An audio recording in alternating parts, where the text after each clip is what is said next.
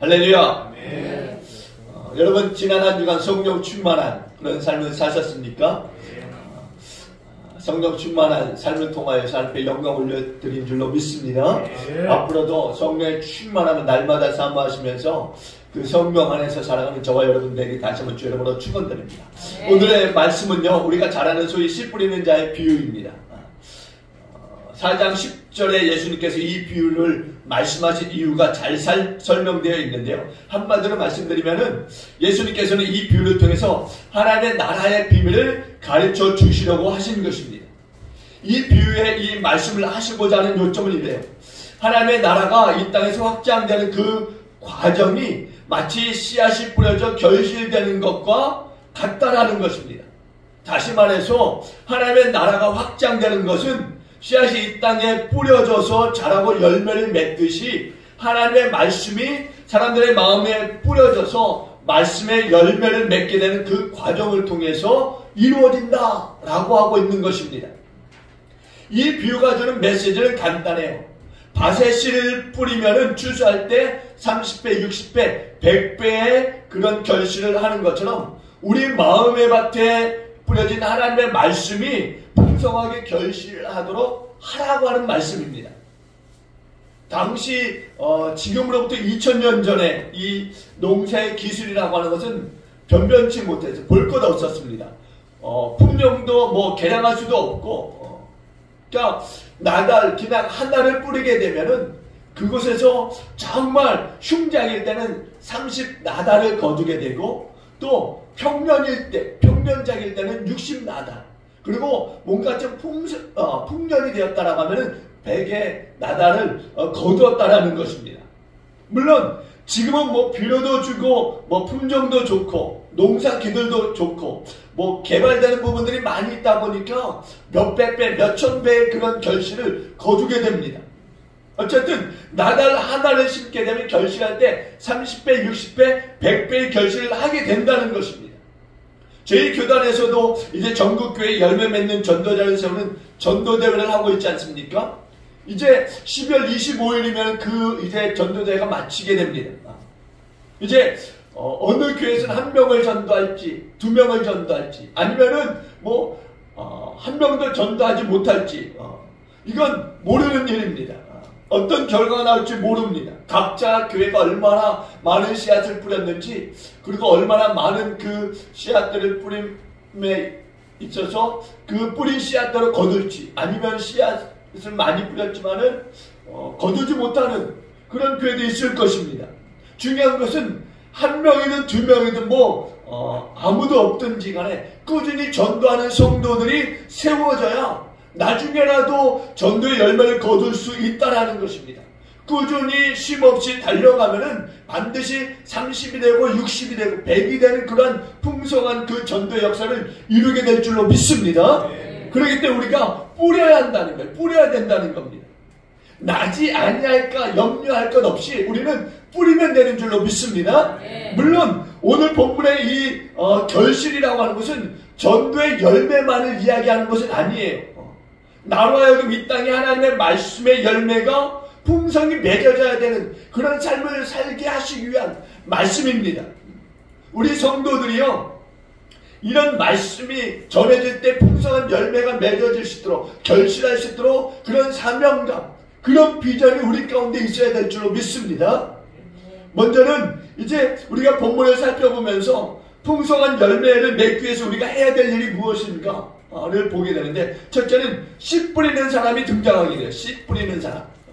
오늘 본문 3절과 4절을 보게 되니까 이렇게 말씀합니다. 한번 3절 4절 다 같이 봅니다. 3절 4절 시작. 들으라, 씨를 뿌리는 자가 뿌리러 나가서 뿌릴세 더러는 길가에 떨어지며 새들이 와서 먹어버렸고. 아멘. 보니까 씨를 뿌리는 자가 씨앗을 어떻게요? 뿌리러 나갔다라고 말씀해요. 뿌리러 나갔다.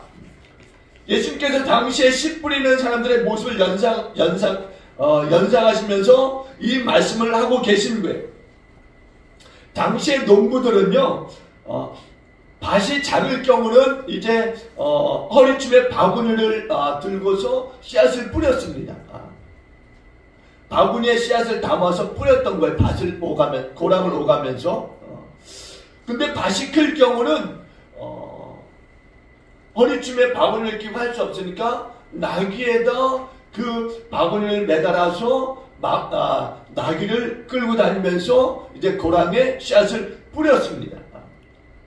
너무도 당연하고도 지극히 상식적인 말이겠지만은 농사라고 하는 것은 농부가 씨를 뿌리면서 시작이 되어진다라는 거예요. 씨 뿌림이 없이는 농사가 이루어지지 않습니다. 우리가 풍성한 열매를 거두기 위해서는 우리 안에 하나님의 역사가 있어야 되는 줄로 믿습니다. 하나님의 역사가 반드시 있어야 뿌려진 말씀이 내 안에서 일어날 수가 있는 거예요. 열매 맺을 수 있는 겁니다. 그래서 우리는 언제나 하나님의 그 역사를 기다려야 되는 겁니다. 하나님보다 먼저 앞서서는 안 된다는 것입니다. 그리고 때를 맞춰야 됩니다. 하나님께서 시작하실 때 그 때를 맞춰 참여해야 된다라는 거예요. 14절을 보게 되면은요, 여러분과 함께 읽지는 않았지만은 14절 이후에 보면은 이제 예수님께서 씨를 뿌리는 데 있어서 말씀을 뿌린다라고 말씀해요. 말씀을 뿌리는 것이다. 그러니까 비유를 해석해주고 있는 거예요. 비유를 해석해주고 있는 겁니다. 그러니까 농부가 씨를 뿌리는 것처럼 하나님께서 이 땅에 하나님의 말씀을 선포하신다고 하는 것입니다. 그러니까 하나님은 말씀으로 역사하시는 분이신 줄 믿습니다. 하나님은 말씀으로 역사하시는 분이세요. 창세기 1장을 보면은요, 천지를 창조하시는 그 과정들 속에서도 말씀으로 하셨어요. 말씀으로. 빛이 있으나 궁창이 있으나 이렇게 말씀으로 세상을 창조하셨습니다. 또 복음서를 보게 되면요, 우리 예수님께서 여러 가지 이적을 베푸시는데도 말씀으로 하세요. 말씀으로. 보니까 풍랑아 잠잠하라. 그리고 일어나 걸으라. 로마서 10장 17절에 보면 믿음은 들음에서 나며 들음은 그리스도의 말씀으로 말미암느니라 이렇게 말씀합니다. 말씀을 들어야 되고 들음은 그리스도의 말씀으로 나타난다고 말씀하고 있는 거예요. 성령께서 우리 안에 믿음을 일으키실 때 그 말씀이 역사하는 줄로 믿습니다. 그러니까 성령이 우리 안에서 믿음을 불러일으킴으로 말미암아서 말씀이 역사되는 거예요. 말씀이 역사되는 거예요. 그래요. 하나님은 말씀으로 역사하시는 분이십니다. 그 말씀을 우리 심령 속에 잘 받아야 우리 안에 풍성한 열매를 맺게 되는 것입니다. 그러니까 우리의 이 심령에 말씀을 잘 받기 위해서 그러면 어떻게 해야 되느냐?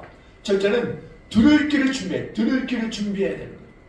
여러분, 금요 기도회 가운데도 말씀드렸어요. 금요 기도회 가운데 오시는 분들이 기도의 제목을 가지고 오라고. 내가 하나님 앞에 기도할 그 기도 제목을 가지고 와서 그것을 놓고 기도하라고. 여러분들이 오늘 이 아침에 하나님 전에 올 때 어떤 마음으로 왔는가? 여러분들이 하나님을 만나고 하나님 앞에 예배하고자 하는 그런 마음이 있었는가?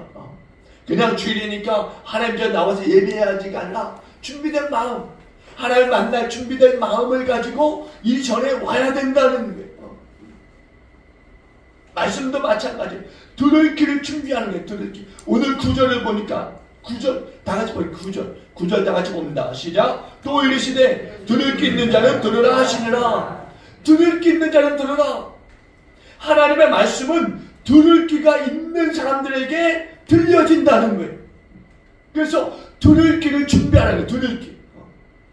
11월과 12월 이맘쯤 되면은요, 시험들이 많이 있습니다. 고3 수능 시험부터 시작해서요, 국가공무원 시험들이 많이 치러집니다. 고3도 고3이지만 국가공무원 시험을 치르는 사람들이 얼마나 열심히 하는지 몰라요. 굉장히 치열합니다. 치열해요. 몇 명 뽑지 않다 보니까 전국에서 많은 사람들이 몰려듭니다. 근데 시험을 준비하는 사람들이 이제 인터넷 강의를 많이 듣습니다. 많이 들어요. 그런데 인터넷 강의를 들을 때 소리라고 하는 것, 그 소리에 굉장히 민감합니다. 신경도 굉장히 곤두서 있고, 그러다 보니까 공부하면서 인터넷 강의를 듣게 되는데 굉장히 신경이 예민해져 있어요.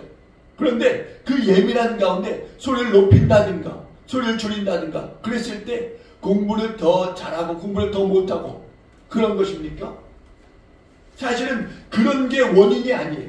공부를 더 잘하고 더 못하는 그 원인은요, 다른 데 있습니다. 어떤 거냐? 바로 귀를 기울여야 돼. 귀를 기울여야 되는 거예요. 그 인터넷 강의에 집중해서 귀를 기울여서 들어야 된다는 거예요. 귀를 쫑긋 세우고 기울여 들을 때 그 강의가 귀에 들어온다는 거예요. 때로는 듣고 또 듣고 반복해서 듣고 또 듣고 보니까 서서히 이해가 되고 공부가 되고 하나둘씩 그 내용을 이제 파악하게 되고 이제 전체적인 흐름, 맥락을 짚어가면서 이제 공부할 수 있게 되는 것입니다. 여러분, 어떤 인터넷 강의든 잘 들리지 않는다고 해서 볼륨을 높이고 또 너무 커서 볼륨을 줄이고 그런다고 해서 강의가 들어오는 게 아니에요. 강의를 들을 때는 분명히 들을 귀가 준비되어 있어야 되는 거예요. 그런 훈련이 돼야 그 강의를 잘 들을 수 있는 겁니다. 마찬가지예요. 하나님의 말씀도 들을 귀를 따로 준비해야 돼요. 들을 귀. 영적인 귀를 준비해요. 영적인 귀. 영적인 귀가 준비돼야 하나님의 말씀을 들을 수 있는 거고 또 그래야 하나님의 말씀의 역사가 내 안에서 또 나의 삶에 나타날 수 있는 것입니다. 또 하나는요. 경청해야 돼요. 경청하는 거. 여러분 3절에 보니까 이렇게 시작해요. 들어라. 오늘 4장을 전체적으로 보게 되면요. 들으라, 듣다, 들으니 이런 말씀들이 많이 등장해요.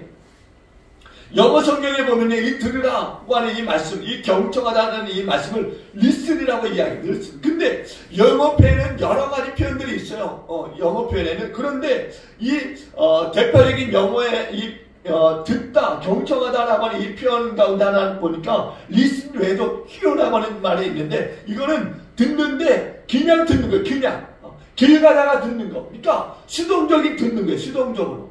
우리가 길을 가다 보면은 여러 가지 들리는 소리들이 있지 않습니까?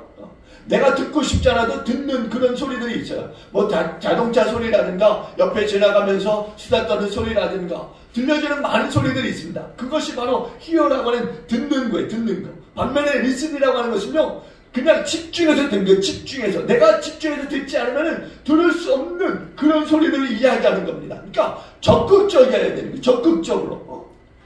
만약에 어떤 사람이 구조 요청을 했어요. 산에서. 아니면은 어떤 그 집안에서 구조 요청을 했는데 정말 귀 기울이지 않으면 들을 수 없는 소리들. 그 사람을 구조해야 되는데 어디 있는지 모르니까 그 근처에 가서 귀를 기울여야 되는 거예요. 그 사람의 소리를 찾아야 되는 거죠. 적극적으로 소리를 찾는 거, 소리를 찾는 것. 그것이 바로 listen이라는 거예요. 일부러 듣는 거. 그러니까 하나님의 말씀이라는 건 그런 거예요. listen, 일부러 듣는 거예요. 찾는 겁니다. 귀를 기울여야 되는 거예요. 적극적으로 그 말씀을 듣고자 우리가 귀를 기울여야 된다라는 거예요. 적극적으로 말씀을 찾아 귀를 기울여야 들을 수 있다는 거예요. 그래야 말씀의 역사가 나타나는 것입니다. 여러분, 그냥 수동적으로 들어서는 안 되는 거예요. 들리면 듣고 말면 말고 이런 식으로 들어서는 말씀의 역사가 일어날 수 없는 겁니다. 적극적으로 열심히 애써서 들어야 된다는 거예요. 우리가 힘써 하나님의 말씀을 경청할 때 우리 안에 그 말씀이 열매를 맺고 역사되는 줄로 믿습니다. 두 번째는 본문에 보니까 씨를 뿌리는 사람의 모습이 나와요. 씨를 뿌리는 사람의 모습. 근데 이 씨를 뿌리는 사람의 모습이 굉장히 흥미롭습니다. 이 사람은요 그냥 바구니 하나 들고서는요 씨를 그냥 뿌리는데 아무데나 뿌립니다. 때를 가리지 않고 그냥 씨를 뿌리게 됩니다.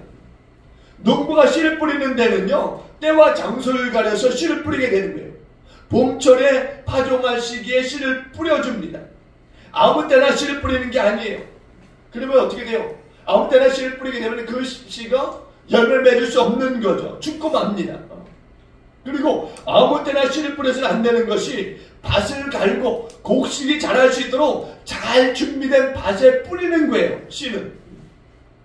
오늘 보니까 이 씨 뿌리는 이 사람이 길에도 뿌리고 돌짝밭에도 뿌리고 가시떨기 속에도 뿌리고 물론 옥토에도 뿌립니다.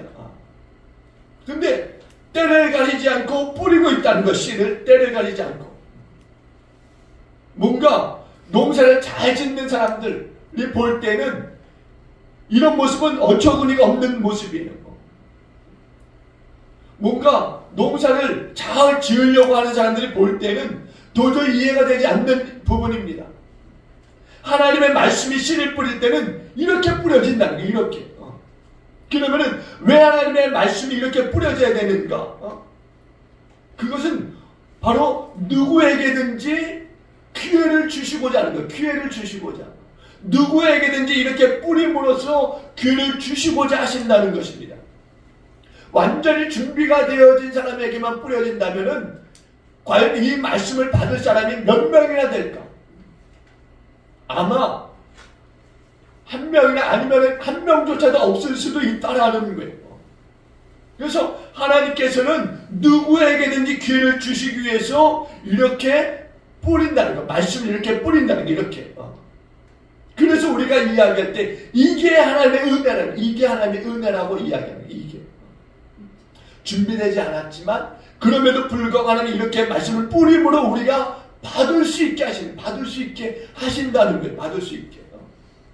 만일 완전히 준비된 사람에게만 뿌려진다? 아마 여기 계신 분들 가운데는 아무도 받을 수 없을 수도 있어요. 아무도. 그럼에도 불구하고 누구나 말씀을 들을 수 있도록, 예수 하나님이 그렇게 뿌리신다는 거예요. 하나님이 보시기에 그 사람의 심령이 길가와 같아도 거기에 말씀을 뿌리세요. 말씀의 씨를 뿌리십니다. 돌밭과 같아도 거기에 말씀의 씨를 뿌리십니다. 거기에 가시떨기 같아도 거기에 말씀의 씨를 뿌리시고, 또 옥토 같은 그 곳이라 할지라도 그곳에도 말씀의 씨를 뿌리십니다. 그래서 우리는 말씀이 뿌려질 때 기회를 잘 잡아야 되는 거예요. 그 기회를 살려야 되는 거죠. 그 기회를 놓쳐서는 안 되는 겁니다. 그 기회를 잘 잡아서 우리 안에 풍성한 열매를, 결실을 거둘 수 있도록 해야 되는 것을 믿으시기 바랍니다. 그런데 여러분, 중요한 건 방해자들이 있어요. 방해자들. 오늘 말씀해 보니까 여러 가지 방해자들이 있습니다. 하나님 나라의 역사를 가로막는 무리들이 있다라는 거예요. 우리가 이 방해자들을 잘 물리쳐야 풍성한 열매를 거둘 수 있는 겁니다. 첫째는 보니까 새가 있어요. 이 새가 말씀을 말씀의 열매를 맺는 데 있어서 방해꾼이 되고 있다. 방해꾼이. 4절에 보니까 4절에 볼까? 4절 다 같이 봅니다. 시작. 뿌릴새 더러는 길가에 떨어지면 새들이 와서 먹어버리고, 새들이 와서 먹어버리고, 길가에 뿌려진 그 씨앗들을 새들이 와서 먹어버립니다. 근데 15절에 보니까, 4장 15절에 보니까 이렇게 말씀해요. 말씀이 길가에 뿌려졌다는 것은 이들을 가리킴이니 곧 말씀을 들었을 때 사단이 즉시 와서 그들에게 뿌려준 말씀을 빼앗는 것이요. 말씀이 뿌려졌지만 사단이 와서 그 뿌려진 말씀들을 빼앗아가는 거예요. 사단들이 여러분의 마음에 뿌려진 그 말씀을 어떻게 해요? 빼앗아가는 거예요. 창세기 3장에 보면은요, 아담과 하와가 하나님의 말씀을 빼앗기는 과정이 나타나고 있어요. 뱀이 하와에게 접근해서는요, 하와의 마음에 떨어진 그 말씀들을 빼앗아가버린, 하나님의 말씀을 빼앗아가버려요. 그러니까 하나님의 말씀에 하와가 불순종하게 되는 일이 벌어지게 됩니다. 그러니까 열매를 맺지 못하게 되는 겁니다. 여러분, 우리가 받은 하나님의 말씀을 잘 지켜야 되는 줄로 믿습니다. 하나님의 말씀을 잘 지켜야 되는 거예요. 사단은요, 갖가지 방법으로서 우리 가운데 떨어진 그 말씀들을요, 빼앗아갑니다. 빼앗아가요. 그러니까 우리가 하나님의 말씀을 빼앗기지 않도록 그 말씀을 잘 지켜 행해야 되는 거예요. 사단에게 빼앗기지 않도록 우리가 그 말씀을 잘 지켜 행함으로써 풍성히 열매 맺어야 될 줄로 믿습니다. 두 번째는 돌이에요. 돌. 5절에 보니까 돌이 나옵니다. 우리 한번 볼게요. 5절 봅니다. 시작. 더러는 흙이 얇은 돌밭에 떨어지면 흙이 깊지 아니하므로 곧 싹이 나온다. 여러분, 밭에 돌이 있어서 이 돌이 씨앗의 이 뿌리 내림을 방해하고 있다는 거예요. 17절에 보니까 이렇게 말씀해요. 17절에 그 속에 뿌리가 없어 잠깐 견디다가 말씀으로 인하여 환난이나 박해가 일어나는 때에는 곧 넘어지는 자요라고 합니다. 예수님께서 이제 그 뜻을 풀어주는 데 있어서 환난과 핍박이 일어나게 되니까 그 심령 속에 하나님의 말씀의 뿌리가 깊지 않음으로 인해서 뽑혀 죽게 되는 그런 말씀을 하고 있는 거예요. 그러니까 뿌리가 깊지 않다라고 하는 거. 그러니까 뿌리가 깊지 않으니까 뭐 햇빛이 뜨겁다거나 뭐 지나가는 사람의 뭐 밟힌다든가 그러면은 그냥 죽어버리는 거예요. 베드로가 이제 주매들을 따라서 대제사장의 뜰에까지 가게 됩니다. 근데 주님처럼 매 맞고 십자가에 죽는 것이 너무나 두려웠어요. 그러니까 여전히 접근해서 다그치게 되니까 내가 예수를 알지 못한다. 이렇게 3번이나 부인하게 됩니다. 환난과 핍박에 찾아오게 되면은 말씀의 뿌리가 깊지 않음으로 인해서 넘어지는 거예요. 실족하게 되는 거예요.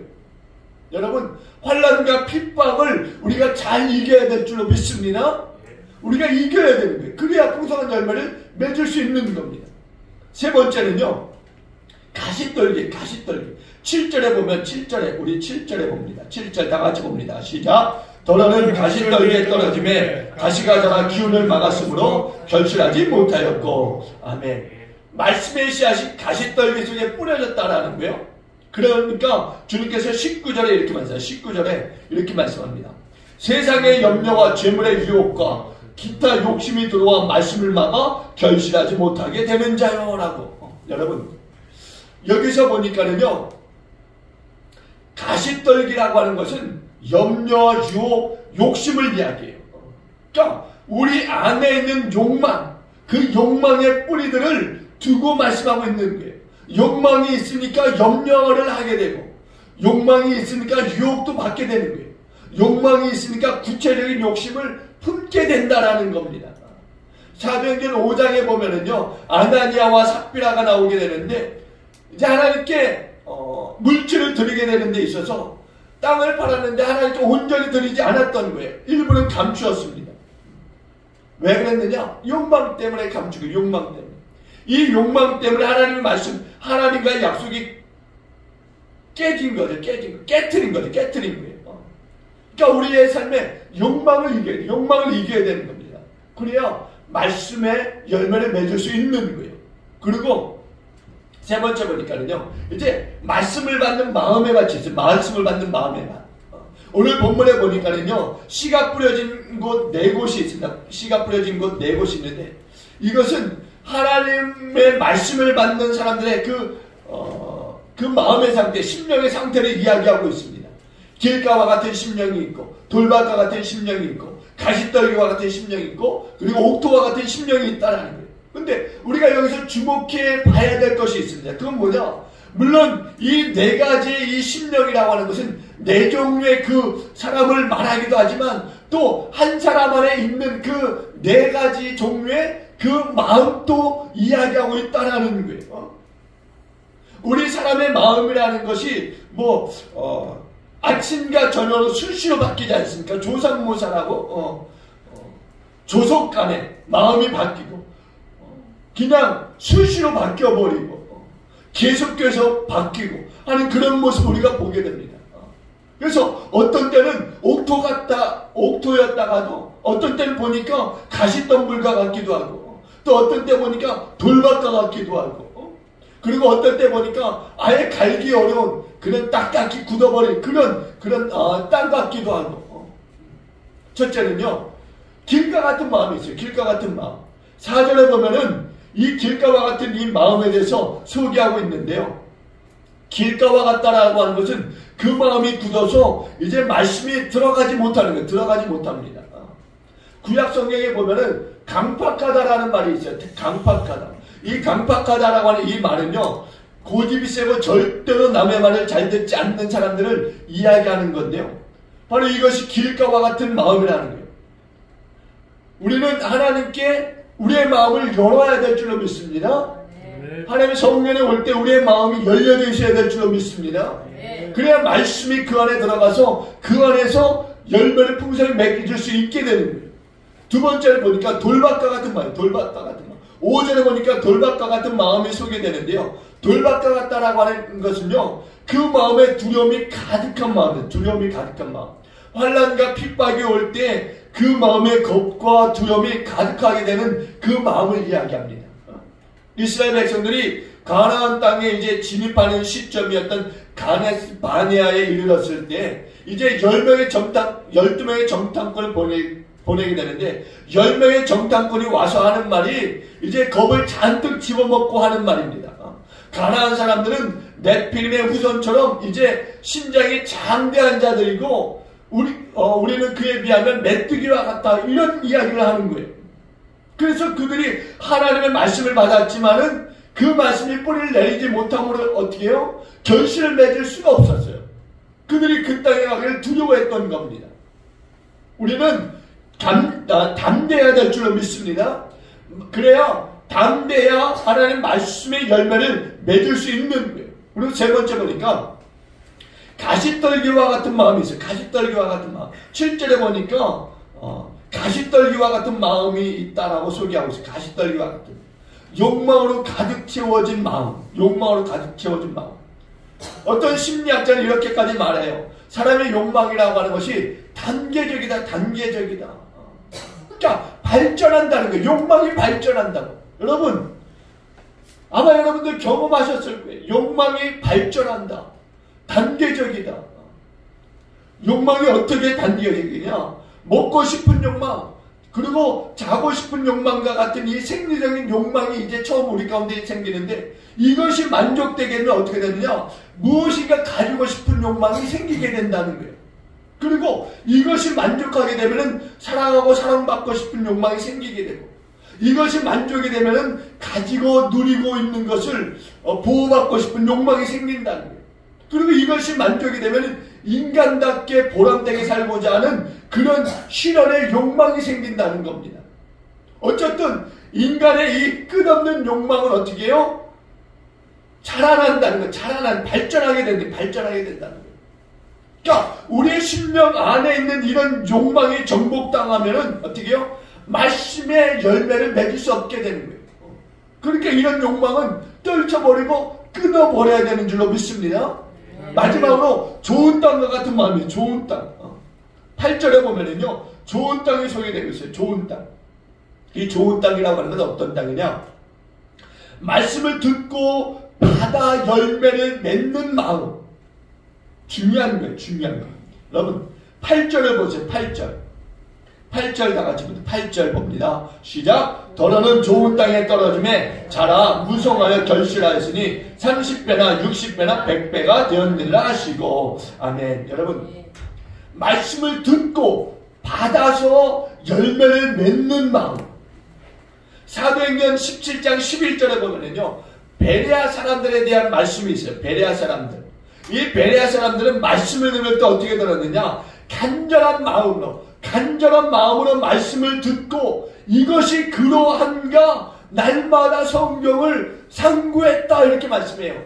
그러니까 말씀을 들은 것으로 끝나지 않고 저와 여러분들 같이 예배 끝나고 이 말씀을 다시 한번 상고하는 거예요. 이 말씀에 대해서 내가 깨달은 거에 대해서 나누고, 또 상대편에 깨달은 것을 듣고 우리가 어떻게 해야 될지 또 나누고, 그것으로 끝나지 않고 집에 가서 또다시 이 말씀을 외우는 거. 그 말씀이 내 삶의 생활에 옮겨지시도록 외우는 거예요. 암송하는 거예요. 그것이 잘 되는 거예요. 베레아 사람들이 그랬어요. 베레아 사람들은요, 말씀을 사모하는 마음을 가지고 있었던 거예요. 그래서 그 말씀을 듣고 나면은 그 말씀을 날마다 상고한 거예요. 좋은 땅과 같은 마음이 바로 이런 거예요. 늘 말씀을 사모하는 거예요. 성경을 늘 상고하는 거예요. 성경을. 시편 1편 2절에 보면은요, 복 있는 사람은 오직 여호와의 말씀을 즐거워하여 그 말씀을 어떻게 해요? 늘 주야로 묵상한다라고 해요. 주야로 묵상하는. 좋은 땅과 같은 마음은요, 말씀을 즐거워하는 마음. 그리고 그 말씀을 주야로 묵상하는 거죠. 주야로 묵상하는. 그러니까 그 말씀을 언제나 소중하게 여기고 간직하고 그 말씀을 내 입술을 통해서 토해내는 거예요. 선포하는 거예요. 이런 마음에서 하나님의 말씀이 풍성히 열매 맺게 되는 줄로 믿습니다. 여러분, 말씀의 열매가 30배, 60배, 100배로 열려질 수 있도록 그런 비전과 꿈을 가지실 수 있게 주님으로 축원드립니다.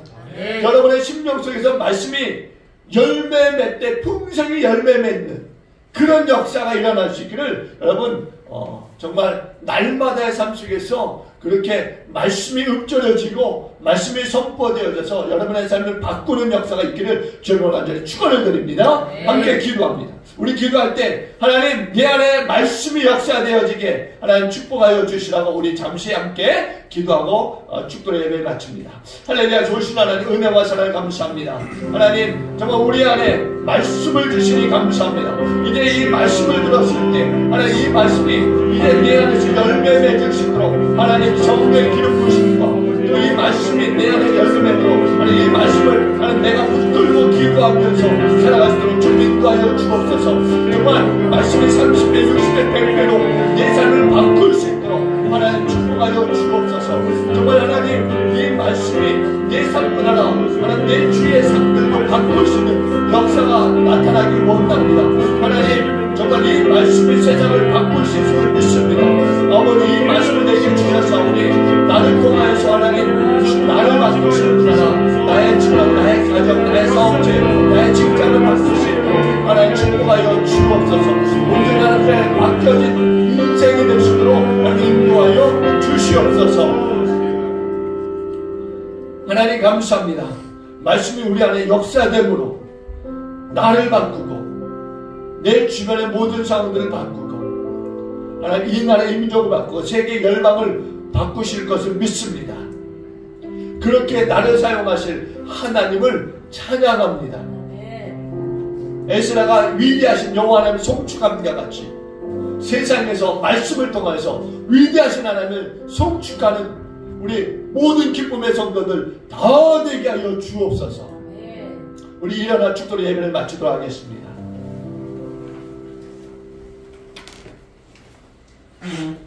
이제는 우리 주 예수 그리스도의 은혜와 하나님의 만하신 사랑하심과 성령님의 감화 감동 내주 충만 역사하심이 이제 말씀을 통하여서 삶의 열매를 거두고 하나님께 영광 올려드리는 성도들 위해와 그들의 가정과 직장과 사업장 위에와 섬기는 교회 위에와 이 나라 이 민족과 한국교회 전체 위에와 우리 또 주무를 예배하는 우리 성도들과 또 열방으로 나아가서 복음 전하는 우리 사랑 모든 선교사님들과 또 앞으로 열방으로 나아갈 우리 사랑하는 성도들 위해 이제부터 영원토록 함께 하시기를 간절히 축원하옵나이다. 아멘.